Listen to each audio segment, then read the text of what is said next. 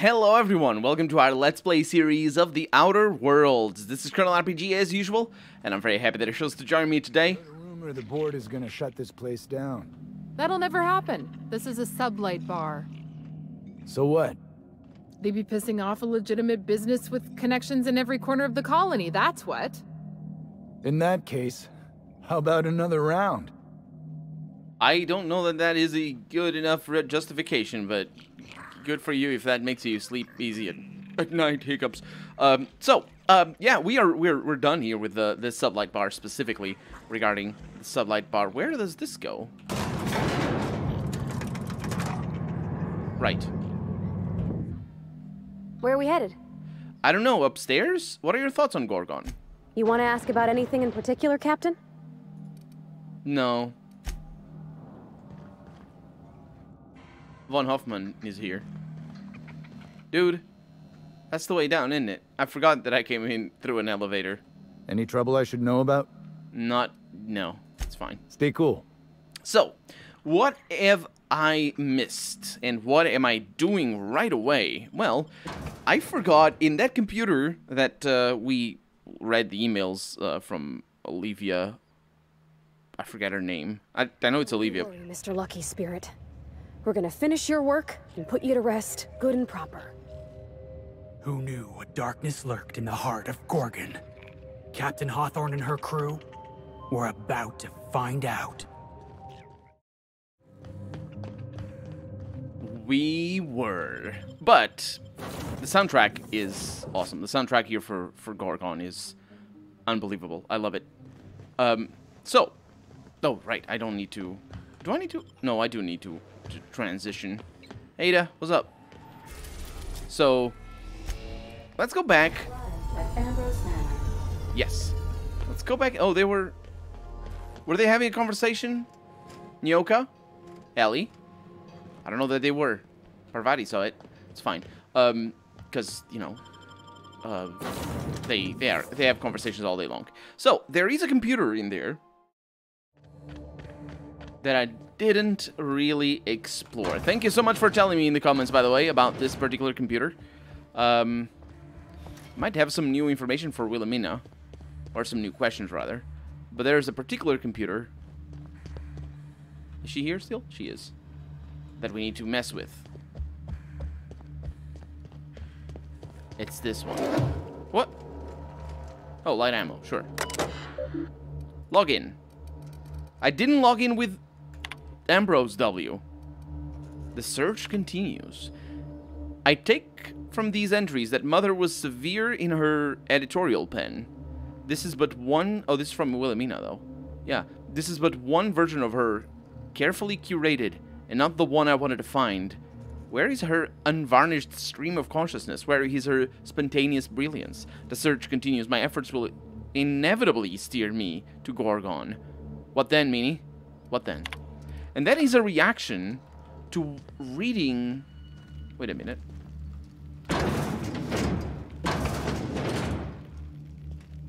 Oh, I came in through here. Easy now. I came in through here, right? Yeah. That is a reaction to reading the things that we read ourselves up there. Let's see if she says anything. Because she might. We have been to Gorgon, after all. She might have seen us from up here. Forgive the mess. I'm still unpacking and everything's covered in dust. Tell me about that note you left in your bedroom. Someone's been snooping around. Not that I mind. It reminds me why I hired you in the first place.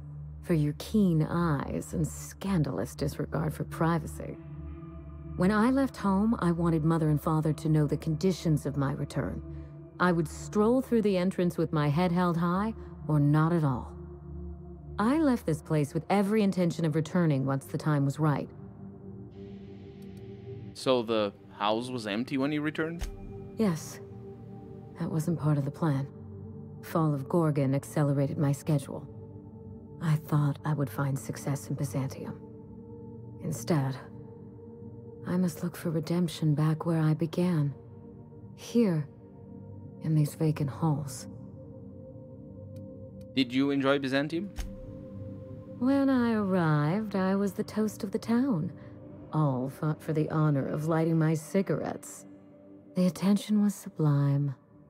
I opened a small firm to help young, impressionable heirs manage their family wealth. Business was good. For a while. What happened to your business? Gorgon happened. With Mother's downfall, so too fell my influence in society. I sold the business at a loss. Then I hatched a plan to restore the family name. That plan, as you're now well aware, is still in motion. Of course. You reminded me of better times. I should be thanking you. Because I thanked her for the time. Be seeing you, Meanie. Be sure and close the door on your way out. I feel a draft. Are you actually programmed to know that the door is open? Because I'm very sorry. I hate open doors myself. Unfortunately, my companions also hate closed doors, so it's a little bit of a bad thing. Let's see if she says anything to that. Anyway, let's make it back. I like that I had to come back over here to get that the dialogue, because that's an interesting backdrop for basically what is going to be the start of the exploration of Gorgon. To Gorgon, then. With the same team as before. This ain't a proper serial adventure without a narrator. How about this? Our intrepid heroes stepped foot on Gorgon, and in the distance, a drinking establishment beckoned. That's... I thought... Parvati, that didn't... Was that good? I don't think that was good. Sorry, Felix, you need to work on your lyricism, dude. Work on your lyricism. There's some words that just don't work, you know? Sometimes you want to say a nice sentence, and you come up with the word beckoned and other things like that, and then you say drinking establishment, and it's not as nice. Anyway, we do need to go back up there, though. Ooh, there are secrets here. On the way down, we're going to go into those secrets. But I do need to go back up here, because there's a computer over there that I didn't fully mess with. I don't know that I actually messed with it at all. But I think I did. So, electricity rationing in effect. We got the shipment history. Oh yeah, that's why. That's why, like, I went into shipment history, but then I didn't return to route. There's messages over here. Gimzi, Gorgon internal messaging system interface. It's not the best choice. It's the only choice. Thank you for using Gimzi, our employer-sanctioned messaging system. Friendly reminder, your capitalized word after a colon. That's not how that works. Well, it can be. In this case, it actually can be, because this is a whole sentence in and of itself. Your messages are company property. Unauthorized reproduction, distribution, or deletion of Gimzi content may result in early termination of your employment contract. Please select the following options. So that's a very beneficial arrangement that they have with their employers there, because they don't have to pay for damages. Incoming messages. Let's see. Displaying incoming messages from C mostly. To D-Tran. Because it's from mostly to Tran. Subject, various observations on the Argosi's rate of export. With a reprimand. Mr. Tran, are you aware of the concept of relativity? This is a rhetorical question. I am aware that Spacer's Choice training does not include business philosophy in its curriculum. Consider this a remedial education. Broadly, relativity is an economic idea that describes productivity in terms of relationship. For example, from your point of view, the Argoses, i.e. your freight depot, exports shipments at a perfectly reasonable rate. However, from the point of view of your enterprising colleague, i.e. S. Reynard, the Argoses freight depot exports shipments at a positively pathetic rate. If a single one of your colleagues is capable of 3 times your productivity, then relative to your colleague, the Argosy freight depot is a failure. The rubric of your success is measured relative to your fastest, strongest, and most productive colleagues. Do you understand? Please take a moment to consider the contents of this message and then commit them to your heart. Furthermore, Please select one of the following reprimands below and append it to your permanent record. A. The quality of your work is unacceptably low by Spacer's Choice standards. B. The quality of your work is unacceptably low relative to that of your colleagues. And C. By receiving an official reprimand on your permanent record, you have violated the Spacer's Choice Code of Conduct, which will result in an official reprimand. You can just sort of keep accruing those forever. Work fortifies the spirit, which is not a far cry from work will set you free, I notice, but it is not the same. Interesting. Okay, so yeah, the obviously the joke there being that your productivity is yeah, you're not here, you're screwed if you have a worse quality freight depot or just a smaller one. Let's see, Buddy, I don't. Oh, this is from Tran to Reynard. Buddy, I don't understand how you managed to log 3 times the number of shipments I do out of that miserable shack you call an office. But oh, maybe it isn't the same as I thought. Wait a minute, that was weird. It wasn't a joke at all. It was like this whole diatribe about relativity, where obviously it is wrong because that's not what relatively is.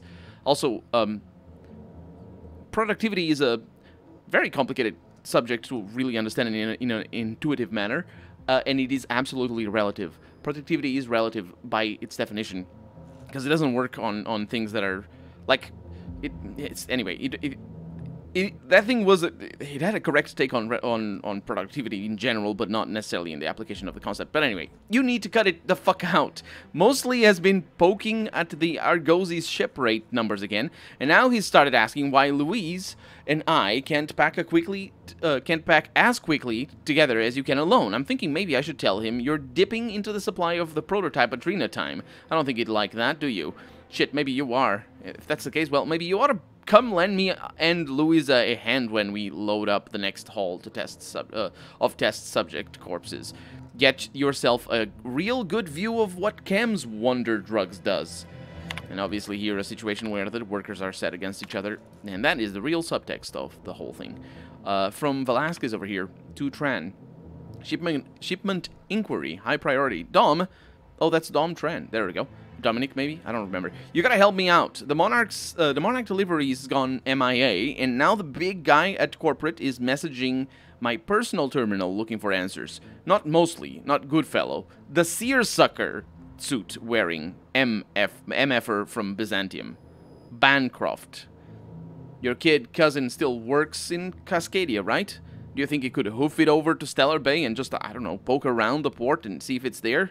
The shipment ID is something or other, and the transport we packed last week, or something. I know it's a lot. It's just a code there. I know it's a lot to ask, and you know how I feel about begging for handouts. But I swear to the law, if I looked out my door, that Bancroft guy would be there in the street, slapping a wrench against his palm like in a mob boss, like a mob boss in one of those bootleg cereals from Groundbreaker. Please, man. You know how fond I am of my kneecaps.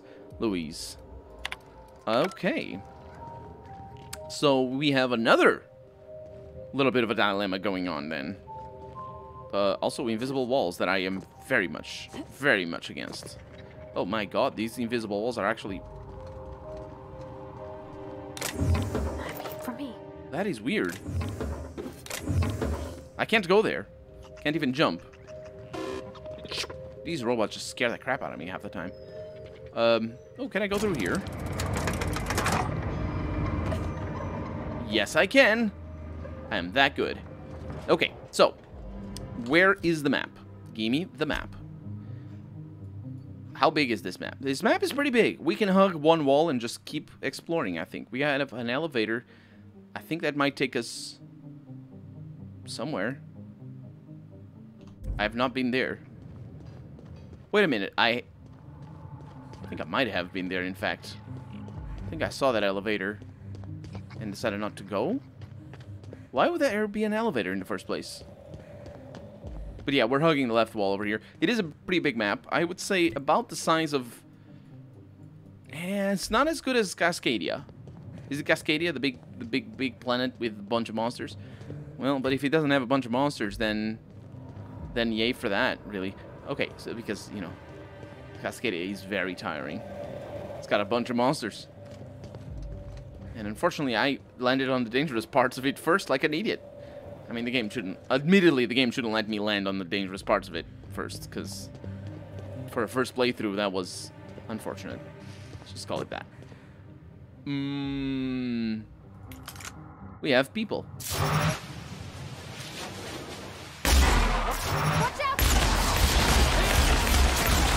Hard fighting, get out of the way. Felix is out. What? Oh, hi.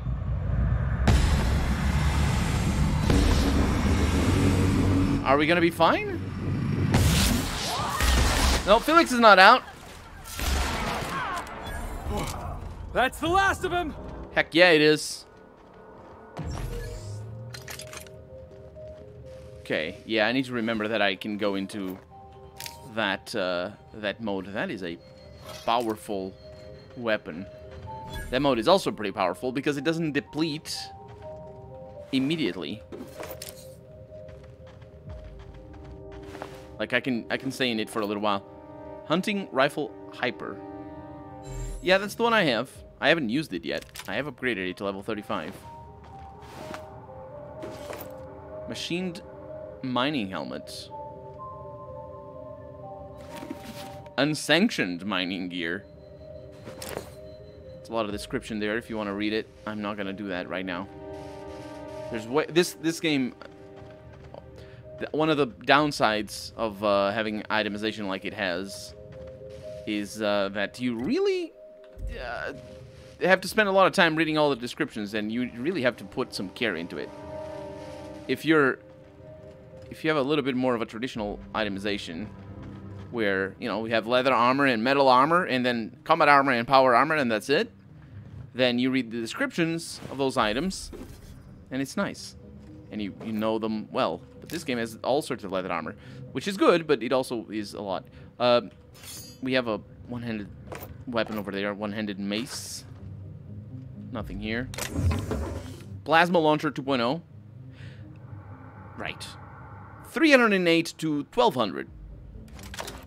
That is a lot. Where are we? Oh, we're here already. Yeah, I didn't hug the left wall, did I? I mean, I did, but it's just... I could have hugged it a little bit tighter.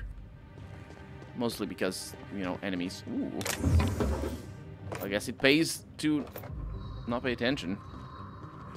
I had explored the same area twice. Oh, right. I'm not there. This is a different elevator. So we have a crashed ship, and that's what I wanted to explore. My God, I mean, I was like, how did I get over there so fast? But I didn't really think of questioning whether I had indeed gotten over there or not. But we haven't. Oh my God, this area. Another invisible wall. This game needs a patch. This DLC needs a proper patch to get rid of all of the invisible walls. Seriously, that it does need that. So the crashed ship doesn't actually go anywhere. It makes noise, but that's just normal. And I can't go up there or anything. I might be able to get upstairs, and I will. But that's going to be through that elevator, clearly. So we have 2 elevators to use. And only one of them is actually usable.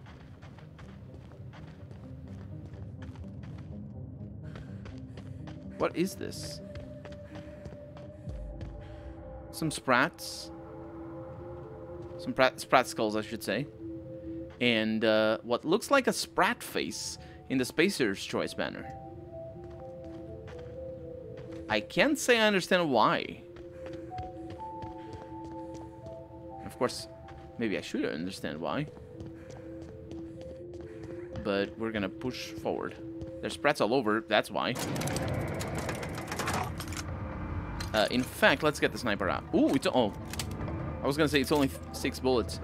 That wouldn't be nice. Oh my God, this place.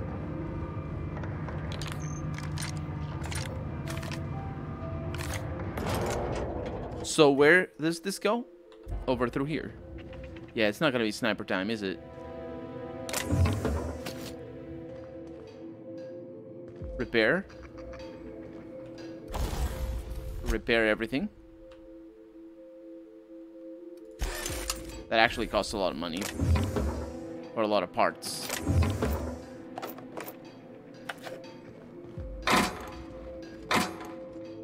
What is this? Oh, there's dead people. Maybe we're gonna be able to tell. Marauder crack shot. Okay, this is an easy pick. Standard troop armor gold for extra determination. A lot of upgrades and whatnot. But not much to go on apart from the Marauder being dead. And Marauder being dead is just one of those things. Why are you making noise? I don't know what the game was trying to tell me there. With the way that didn't open immediately. There's enemies. And they're Marauders. Okay. Let's do what we do best. Not really. They're the Colossus. Alright, let's dance! Hi.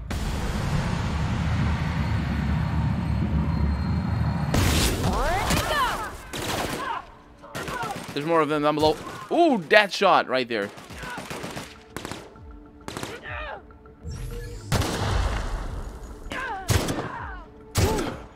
Don't mess with the Whoa. mess. Oh, no, that's Parvati. You know what this game needs in terms of itemization? Oh, not really itemization. In terms of combat, really. It needs lethal combat. It needs combat with the same design decisions that a Far Cry... No, not a Far Cry, because an original Far Cry has. Or a Half-Life has. Counter-Strike style and all Always that. wanted to go strolling through a ghost town. Are all these marauders former townsfolk? I mean, they're current townsfolk. What do you mean, former... Parvati? Parvati? What do you mean, former townsfolk? They aren't... I mean, I forget about that. Marauders are not people. This is one of the most important things that this game has for you to understand the setting properly. Is that Marauders are not people. They're like werewolves. And, yeah... her line would make a lot more sense if she had said, are these werewolves former townspeople? Or I say werewolves, but you could call it streakers or mutants or whatnot. But yeah, this game actually explicitly calls it out in the first planet that Marauders are not people. And you have to see it like that, otherwise half of the plot doesn't make sense. Mostly in terms of, like, you know, being compassionate if you want to be compassionate. Because you can never be compassionate to Marauders. No, but what I was saying, though, in regards to the design of the shooting is that enemies are essentially, they're not bullet sponges in the sense that they take forever to kill, but they're damage sponges in the sense that you just need to, you know, get to a maximum or to a certain amount of health damage and they die. And I realize that's how it works in the original Far Cry and in Counter-Strike and in Half-Life and shooters, more of the traditional genre. But I feel that that's in those games, because it's so much focused on the reflexes and the accuracy. Especially if you have a freaking sniper rifle and you do a headshot on somebody, they're dead. Well, maybe not in the original Far Cry if you play on maximum difficulty, mind you. But still, what I mean is, I don't know. I mentioned this in my playthrough, in my Let's Play of the original game.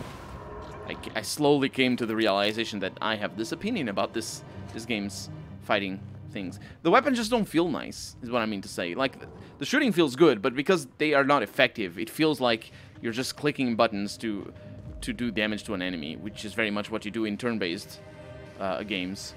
And why didn't they make this turn-based? I don't know why they didn't make this turn-based. I think Tim Kaine and Leo Boyarsky might just not like turn-based games quite as much as their fans.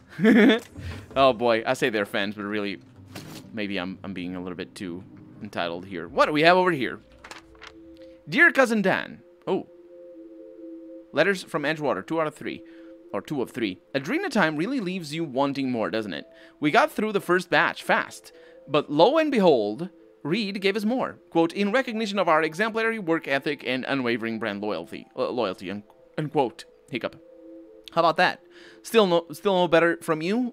I have been feeling a tad queasy lately, but I'm sure a little Adrena time is just what I need to shake it off. write me back. How are the sunsets on Gorgon? Do you get sunsets? That is an important question. And it's a question that, you know, for a spacefaring civilization makes sense. Because some planets don't get sunsets, in the sense that if they, like, the moon, for example, never gets an Earth set, if you want to call it like that, because it rotates around the Earth with the same face looking at us all the time. But if the Earth rotated around the sun with the same face looking at the sun all the time, then I wonder what life would be like in this planet, honestly, because the exposure to the sun. Because basically one side of the planet would be extremely hot and the other side would not. So I'm not sure how that would work. That'd be an interesting planet. Anyway, Cousin Dan, Reed stopped giving out the stuff. Law, dammit. If I can't get Adrena time from him, that makes you my only source. Don't you fucking string me along. Can't work, can't sleep, can't even think straight. Give it over. Send me everything you've got now, please. Also, are they hiring? Okay, they are clearly using Adrena time to boost their productivity, as it were. Dear Cousin Dan, Reed Thompson started doling out Adrena time to a select few of us, and guess who got his hands on the first batch? Isn't that the drug you're working on? I had my dosage this morning and worked straight through lunch. The guy who cleans Saltuna across from me is pulling his second shift, and now he's due for a 2-bit raise. That's 2 bits that he's gaining. Yes, that is how much they get paid. You should see what he can do with a scalding knife. Don't forget to write back. Maybe get me the Moonman's autograph when you've got a minute to spare. Unfortunately, I read those out of order. That last note was the first one. And I think it was pretty obvious if you were paying attention. And were not expecting me to read the titles, because I don't read the titles. I'm very bad at that. But I probably should. I do realize that. There's a lot of Spacer's Choice stuff up here, considering this is a Spacer's Choice colony. We're not necessarily going towards our destination right away, but evicted. There's an evicted door up here. These are tiny rooms. Hulking cranial helmet. You know what? If I'm gonna have a helmet, it might as well be a cranial one, because I don't need the other. Let's see. We are using the engineering. I don't need that. Okay, let's go ahead and do that. And of course, we don't wear it because it looks bad. That one, I don't like it. It's very scary. No, put it on. Get in there. Jeez. Okay, there it is. Press the wrong key to get out of there. A lot of Adrena time syringes, which doesn't really make sense. Engraved flask. I think we found the engraved flask. Does it make sense, actually? The engraving reads, Jerome, cheers to the beginning of forever. Love, Leonora. It smells of decent whiskey, cheap cologne, and old cigarettes. Yeah, we found the Jerome's flask. No, what doesn't make sense there is that you should find discarded syringes, not full-on syringes. You know, full-on syringes, they are always full-on syringes. If they're full, they're syringes that, even if they're not full, they're still full-on syringes. But, you know, what I mean is, they shouldn't be full. They should be empty, because he took the Adrena time. But as it is, he didn't take the Adrena time. And I don't know what that means. Hello. Goodbye. There he goes. Little Sprat. Doing Sprat things, and we have more Adrena. What is... This is my second month on Adrena time. It's like the color came back. Like I was tuned to the wrong band all this time, and now the static's gone. I'm finally clear-headed, focused. There's so much I'm excited to do. I feel like me again. Side effects? I guess I've noticed people staring at me a lot more lately. Hard to talk to them sometimes. Feels like they don't get it. Maybe they just don't trust it. Or maybe they don't trust me. Emiko Yama... I don't remember the surname. Actually, if it's the Japanese order, then it would be the first name, but it didn't sound like it was the Japanese order of the name. But Emiko. Wait, I can't. How do I access that again? Journal. Codex? Audio. I feel like me again. Emiko Yamaguchi. That's the name. But we're out of time for the day. So we're going to have to continue exploring this place in the next episode. For right now, I'm Peril RPG, and this has been The Outer Worlds. I really hope you've enjoyed it, and if you did, go ahead and leave a comment, like the video if you want to see the next episode come out sooner rather than later. But above all, thank you so much for watching, and I hope I'll see you next episode. Bye-bye.